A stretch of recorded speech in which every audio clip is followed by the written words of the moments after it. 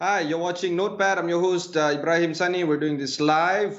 Just to do a quick recap. Earlier today, Prime Minister Datuk Seri Ismail Sabri has unveiled his new cabinet, retaining almost all ministers from the previous government. However, no Deputy Prime Minister was announced, despite expectations of a leaner, very trim cabinet. It seems like he has managed to keep most of the old size back, listing 32 ministers and 38 deputy ministers.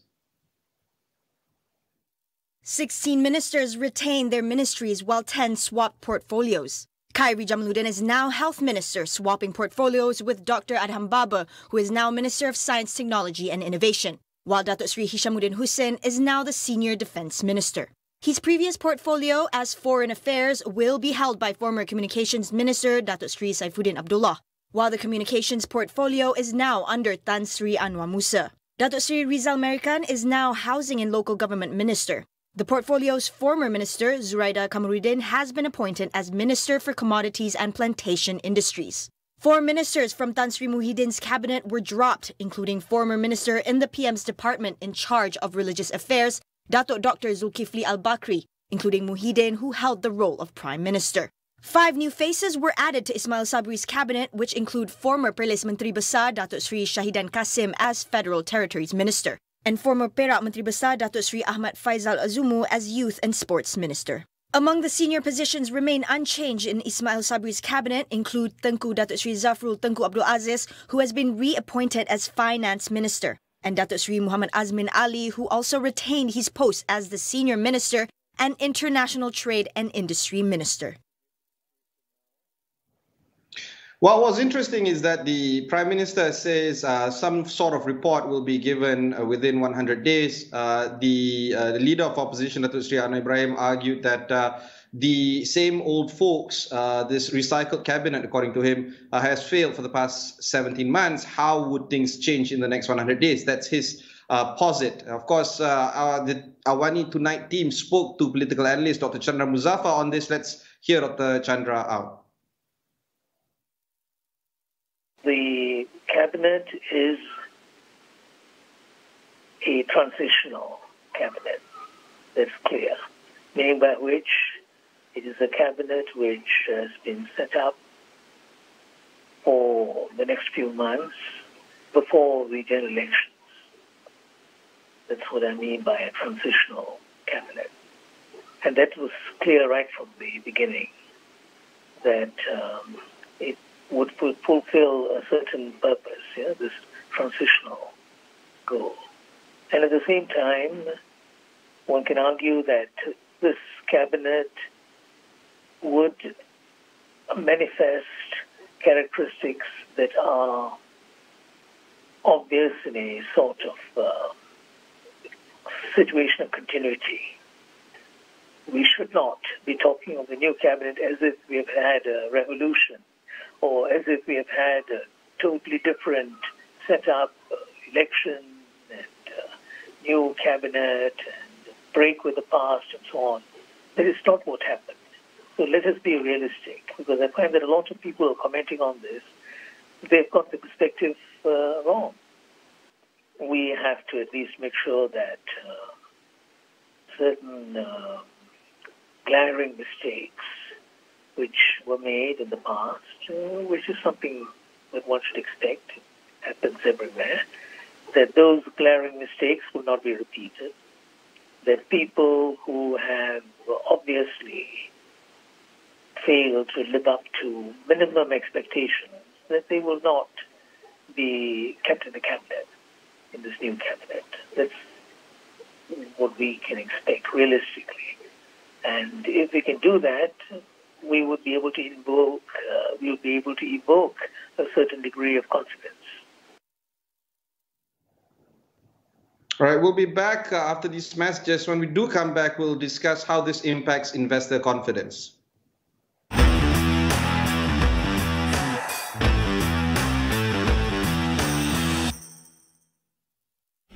Check this out.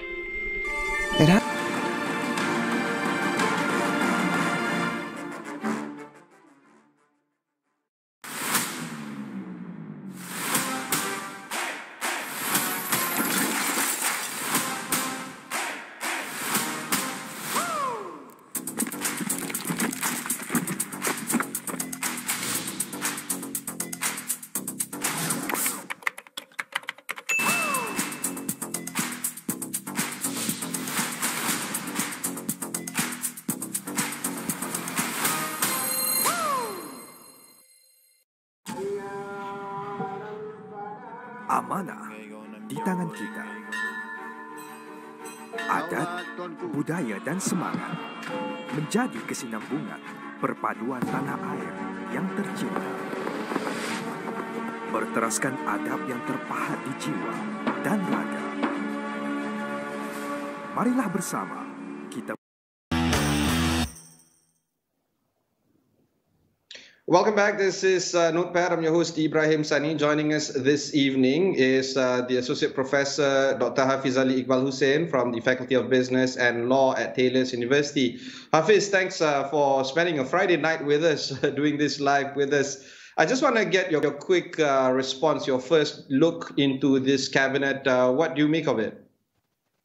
Right, Ibrahim, thank you for having me on your show. I think looking at the lineup, you can see that many of the posts have been retained with some minor changes. Yeah?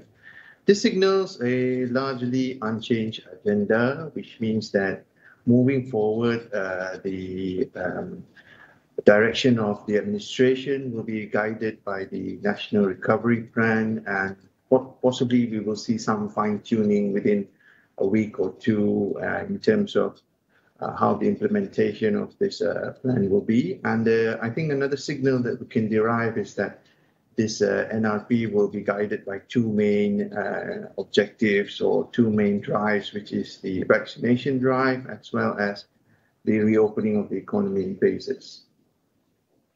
Because most of the lineup is from the old lineup, and one of the main reasons why the former Prime Minister had to resign is because of the perceived failure of the previous executive. Do you feel that things are going to change now, considering that it's been staffed by the same people?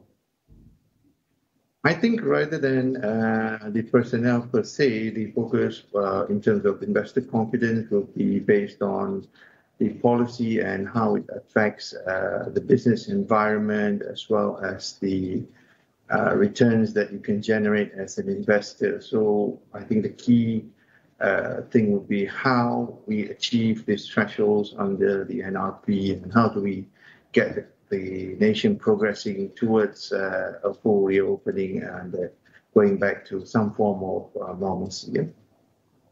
Yeah, one of the key appointments that we saw is the retention of Tengku Datuk Zafrul as the finance minister.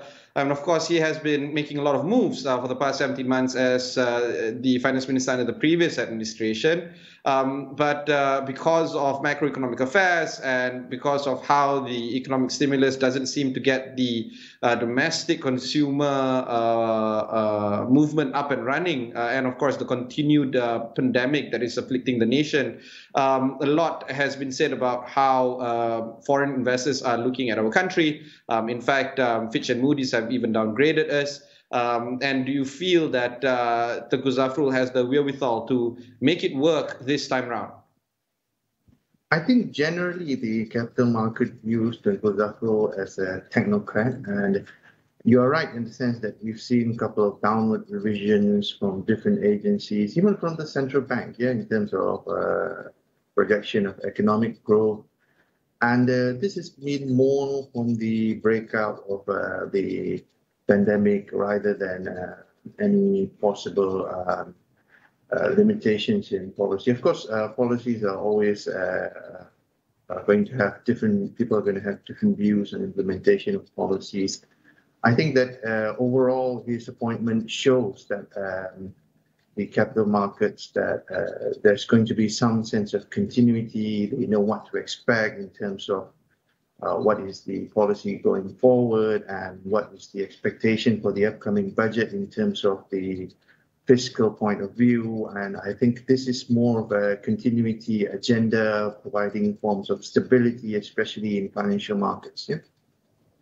Yeah, I mean, it's interesting that you brought up the budget because the upcoming parliamentary sitting, of course, the key event would be whether or not a vote of confidence is going to be held. But that aside, the presentation of the 12th Malaysia Plan was announced by the previous Prime Minister to be taking place late September in the upcoming parliamentary sitting, which is going to take place about 2 weeks from now. Do you feel that because the authors relatively didn't change, because the staffing of the cabinet didn't change, and because of the organization or the thinking of the current administration is not much of a departure from the previous administration, we're going to still see the 12th Malaysia Plan being presented in its original shape and form? Or do you feel that there would be some tweaking into how the Prime Minister wants to shape RMK 12 based on his image and his vision? Well, if you look at the message that we've been receiving from the new Prime Minister starting last Sunday as well as today, you can see that he's been stressing on the need for the private consumption and investment from firms to be the main drivers of the economy. So this is somewhat of a shift from what was done previously, in the sense that previously we had more of a risk or containment strategy, and now we want to focus on a recovery strategy. So I think that what we expect from the 12th Malaysia Plan would be a bit more different than what we've seen previously. I think the strategy would be focused on how do we spur growth, how do we bring about investment in all the various areas that we want to focus on. For instance, the focus might shift to more sustainable industries such as renewable energy or green technology. So I think that there will be some tweaking, and largely the shift will be from containment of the pandemic, fallout from the pandemic, the economic fallout, towards a rebuilding or recovery theme. Yeah. Yeah, but you see, the 12th Malaysia Plan is a very long-term plan. We're talking about 5 to 10 years even. We're talking about generational shifts. Do you feel that these short-term shocks would be imbued in such a long-term handbook? I think given that it's a 5-year plan at the very least, we will see some tweaking going on as we go across or along the timeline. We will see that changes will take place, and these changes will be implemented, as you said, because of the upcoming budget. We tend to see some fine-tuning here and there, but I think as a general, the policy guidance will still be in line with what we've seen so far. All right, Hafiz, we need to talk about the budget. It's going to take place 10 weeks from now, pardon me, in October. And with the new ministers in place, we now would assume that the new ministers, particularly the ones that have shifted portfolios, for instance, Khairy Jamaluddin into health, and correspondingly Adham Baba into science and technology, they are going to be able to now finalize or fine-tune some of the wants and wishes of their respective ministries. And I'm sure they're going to get cracking soon in terms of what their wants and wishes would be prior to the development of the budget for 2022. Does this show some form of good governance or some form of continuity of governance at the very least? And that would assuage foreign investors and, of course, domestic investors as well, that government is back in business, that the political pressure, that the political risk is actually being mitigated right now, that it's actually business as usual. Do you feel that that sense of normalcy is now resuming, or do you think that the political risk is actually quite still prevalent, that the atmosphere is actually quite high, and that we are just doing cosmetic stuff following the cabinet announcement today? Which one is it? I think that if you look at the movements on the composite index, especially, this week we've seen close to 5% upward movement, suggesting that markets have interpreted the smooth transition of power as a positive signal. And I think investors have interpreted this as sort of like it would mean to them that all will remain calm on the political front, especially heading into the next general election. And to a large extent, this will allow us to reduce the political risk premium that you talk about, and this stability will provide a catalyst for driving private investment. And this is very evident, especially given that the Prime Minister has reached an agreement with the opposition parties from the political front that the focus will now be on the greater good of the people and the overcoming the crisis and the health crisis, as well as focusing on the recovery of the economy. Yeah? I think that the capital markets will now also believe that the future will be more stable going in, at least for the next 2 years. Yeah? Yeah, it's also important for us to follow through into what you just said just now, which is the relationship that the Prime Minister has, I guess, building with the leaders of opposition. Now that we've seen the cabinet announcement, and it seems like the leader of opposition came out quite strong, criticizing this new cabinet lineup, going so far as saying that this is a recycled lineup, that they have failed for the past 17 months. What could possibly be achieved in the next 100 days when they couldn't do it in 17 months? So that antagonistic kind of tone is still being carried forward. So how do you marry the kind of relationship that they're trying to build over the past 2 or 3 days, going so far as signing a document jointly, and the initial reaction that has come out by the leader of opposition? Are they still at odds with each other, or do you feel that some form of corresponding or collaboration is going to be done as per the agreement that was signed by all parties 2 days ago? I think that the agreement will still hold, given that the agenda was to sort of like put the people at focus, put the people first rather than political interests. Although I do not think that criticism will not be there. I mean, that probably that you could say that is the role of the opposition, and it provides some means of check and balance that markets tend to appreciate. I think that in that sense, if there are any issues or policy weakness that could be highlighted, and perhaps it will also provide rooms for improvement going forward in that sense. Yeah. All right. We'll go for one short break. When we come back, we'll continue our conversation with Dr. Hafezali of Taylor's University. We'll be right back after these messages.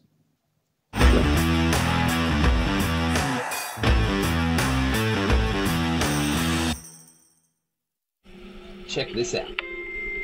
It hasn't been such a long time since people first started shopping online, and it was easy to keep up with the clicks.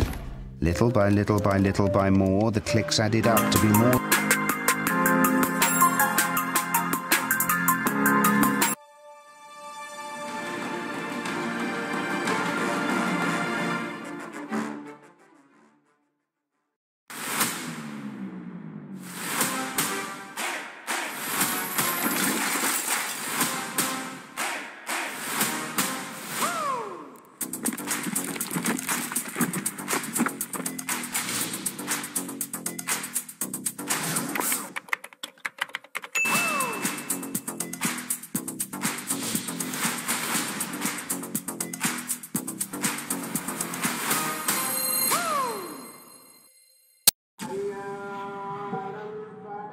Amanah di tangan kita. Adat, budaya dan semangat. Welcome back. This is Notepad. My name is Ibrahim Sani, broadcasting live from the work from home structure. Just a quick update. There is a meeting right now happening at the Menara Datuk where some of the Supreme Council members of UMNO is meeting, perhaps to discuss about the announcement that was made earlier today, which coincides with the 5th day of the Prime Minister taking office. Earlier today, if you've missed the news, the Prime Minister, Datuk Seri Ismail Sabri, has announced his cabinet lineup consisting of 32 ministers, 38 deputy ministers, most of which constitute from the old cabinet members. So here to unpack all this is the Associate Professor Dr. Hafezali Iqbal Hussain, from the Faculty of Business and Law at Taylor's University. Hafiz, let's talk a little bit about the, I guess, much touted, much celebrated appointment of Khairy Jamaluddin being the Health Minister. Throughout the day, I've been telling the people around me that this is more of a confirmation of a role that he has been doing for the past, 1 year. Do you feel that this is an appointment that is quite sound to be made, that this would actually not just help resolve the health crisis quickly, but perhaps try to put investors and business community leaders at ease that the health ministry got their man, and perhaps we can see the end of this pandemic quite soon?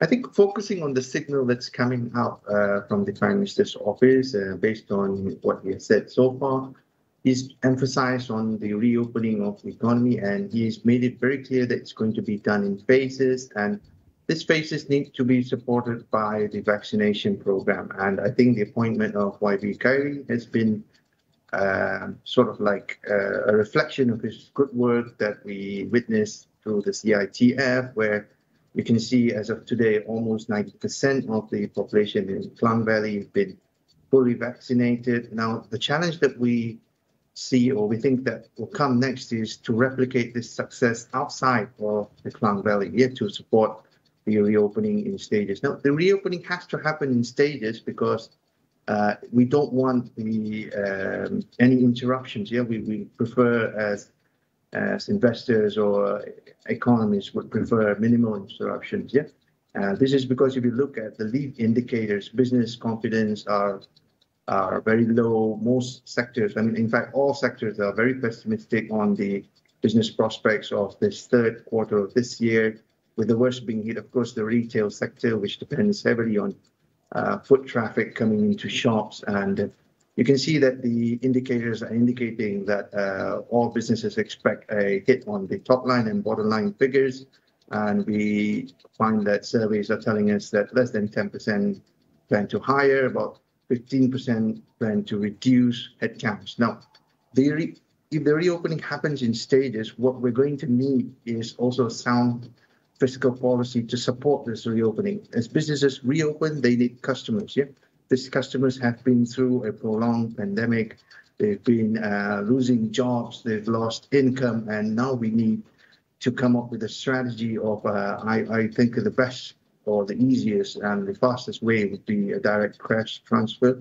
Direct transfers often result in the best outcomes from, at least from the economic point of view. Yeah, and this has to be done in a very free manner, meaning that there has to be no specific guide as where you can spend this. Yeah, I think that will support the reopening in stages as well.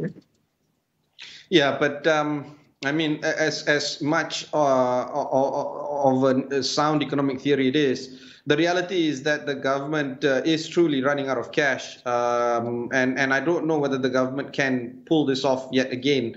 They have spent billions of dollars or ringgit in terms of stimulus packages that have been rolled out since March last year. The budget is upcoming, and we don't know whether they are going to hit their revenue targets. Already they were criticized when the budget was presented by Tengku Zafrul last year, setting very lofty targets in terms of revenue earned from taxation, revenue earned from royalties. I don't know whether they're going to get those kind of targets. So, you know, when you say about having sound fiscal policy, I agree. The problem here is that I don't know whether they have the means to get it done. Do you think that they will pull something out of the hat, another rabbit perhaps, or are we looking at a very dire situation when they present the budget for next year, that all hands are open and we're going to see the realities of the country right now when it comes to the fiscal policy?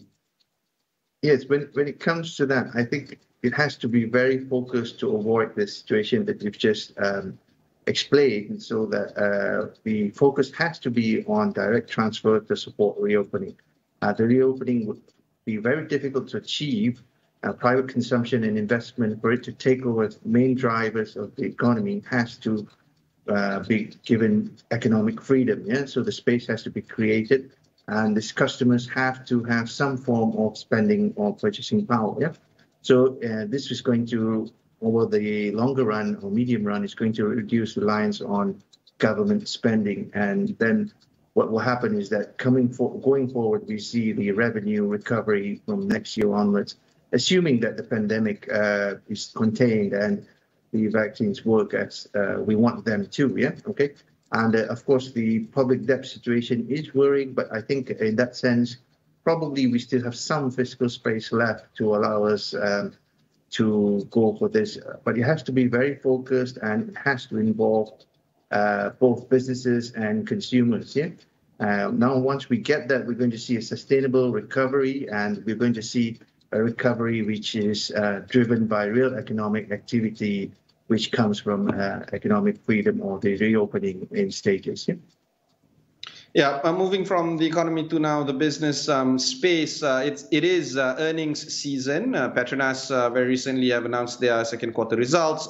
Most banks' second quarter results are also in. They're registering quite healthy profits, to be frank. Do you feel that some of these sectors are going to be hit with some sort of windfall tax or some measure resembling that? Do you feel that we need to get more from these corporates right now? Do you feel that that is the right move? I think that rather than focusing on windfall tax, the correct or the better approach is to allow these domestic firms to expand and reinvest back capital into their business to create more jobs and high-paying jobs. I think that if we introduce windfall tax, we are going to send out a signal to the market that we don't value innovation, we don't value resilience. I think if you look at the approach that was adopted in South Korea and Singapore maybe 10 or 20 years ago, a lot of the domestic champions were not given or not put on, weren't taxed heavily, and were given lots of incentives and subsidies to allow them to grow into world-class companies, the Samsungs and the LGs. All of these have come about because of the support given by the fiscal side of it. They've been given lots of leeway and lots of benefits from the local domestic governments. Yeah? But the reality is that the retained earnings rose year on year. It doesn't seem like they're investing money into capital, either talent building or hiring people. It seems like they're keeping the profits for themselves. Yeah, that's the data that shows us. So how do you see this for this year then?